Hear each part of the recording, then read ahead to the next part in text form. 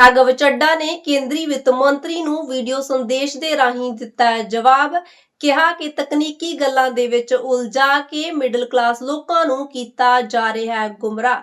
ਜੀ ਹਾਂ, ਦੱਸ ਦਈਏ ਕਿ ਆਮ ਆਦਮੀ ਪਾਰਟੀ ਦੇ ਰਾਜ ਸਭਾ ਮੈਂਬਰ ਰਾਘਵ ਚੱਡਾ ਨੇ ਕੇਂਦਰੀ ਵਿੱਤ ਮੰਤਰੀ ਨਿਰਮਲਾ ਸੀਤਾਰਮਨ ਹੋਰਾਂ ਨੂੰ ਵੀਡੀਓ ਸੰਦੇਸ਼ ਦੇ ਰਾਹੀਂ ਜਵਾਬ ਦਿੱਤਾ ਹੈ।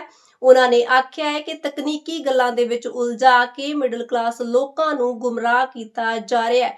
ਉਹਨਾਂ ਨੇ ਆਖਿਆ ਹੈ ਕਿ ਬੇਸ਼ੱਕ 12 ਲੱਖ ਤੱਕ ਦੀ ਆਮਦਨ ਤੇ ਟੈਕਸ ਤੋਂ ਛੋਟ ਦਿੱਤੀ ਗਈ ਹੈ, परंतु जेकर कोई 12,76,000 रुपए तक भी कमा लैंदा है तो फिर उसनू इकल्ले 76,000 ते टैक्स नहीं देना पवेगा, बल्कि पूरे 12,76,000 ते टैक्स अदा करना पवेगा। उन्होंने आख्या है कि उम्मीद करते ने कि अगले बजट दे विच वित्त मंत्री अजिहा करन तो गुरेज करनगे। इस संबंध दे विच राघव चड्डा होर की कुछ आख रहे ने, जरा तुसी भी सुनो। कल राज्यसभा में बजट पर बात करते हुए वित्त मंत्री निर्मला सीतारमन जी ने मेरे बयान को लेकर काफी कटाक्ष किया और ये भी कहा कि मैंने हाउस को मिसलीड करने की कोशिश करी। मैंने जब उनके सवालों पर जवाब देने के लिए अनुमति मांगी तो मुझे इजाजत नहीं दी गई। इसीलिए मैंने सोचा कि इस वीडियो के माध्यम से सीधा वित्त मंत्री जी से बात करूं और दूध का दूध पानी का पानी करने का प्रयास करूं।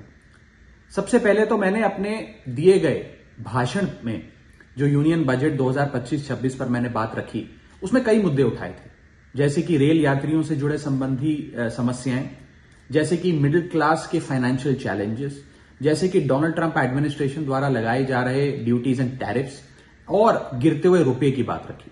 इन विषयों पर वित्त मंत्री जी ने कोई जवाब नहीं दिया, लेकिन हां, मेरे द्वारा समझाए गए इनकम टैक्स रिबेट के एक उदाहरण को लेकर उन्होंने कई सारे बयान दे डाले। सबसे पहले तो मैं यह बताना चाहूंगा कि मैंने जो बात कही थी मैं आज भी उस पर पूरी तरीके से कायम हूं। ये 12 लाख रुपए की जो टैक्स रियायत दी जा रही है सरकार द्वारा, ये ना ही टैक्स एग्जेम्पशन है, ना ही टैक्स डिडक्शन है, सिर्फ और सिर्फ टैक्स रिबेट है। यानी कि 12 लाख रुपए से ऊपर अगर आप आमदनी कमाते हैं एक वित्तीय वर्ष में तो आपको अपनी पूरी आमदनी पर इनकम टैक्स भरना पड़ेगा। मेरे इस कॉन्सेप्ट को समझाने के लिए दिए गए उदाहरण को वित्त मंत्री जी ने टेक्निकली उसे उलझाने का प्रयास किया, उसमें मार्जिनल टैक्स रिलीफ का कॉन्सेप्ट जोड़कर यह सिद्ध करने की कोशिश करी कि मेरा उदाहरण गलत था। मैं आपसे वित्त मंत्री जी सीधे तौर पर पूछना चाहता हूं, क्या यह सत्य नहीं है कि अगर कोई व्यक्ति 12 लाख से ऊपर इनकम कमाएगा तो उसको अपनी पूरी इनकम पर टैक्स भरना पड़ेगा? चलिए, मार्जिनल टैक्स रिलीफ 12,75 तक आप दे रही हैं। आप मुझे यह बताइए कि अगर एक व्यक्ति 13 लाख रुपए 13 लाख रुपीज एक वित्तीय वर्ष में कमाता है तो उसे अपने पूरे 13 लाख की आमदनी पर अपने स्लैब अनुसार इनकम टैक्स देना पड़ेगा कि नहीं देना पड़ेगा, या 13 लाख माइनस 12 लाख की टैक्स रिबेट 1 लाख पर देना पड़ेगा?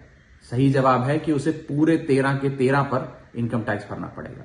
मान लीजिए कोई शख्स 12,76,000 रुपए कमाता है साल का, तो उसे पूरे 12,76,000 पे इनकम टैक्स भरना पड़ेगा, ना कि मात्र 76,000 रुपए जो उसने 12 लाख रुपए के ऊपर कमाए।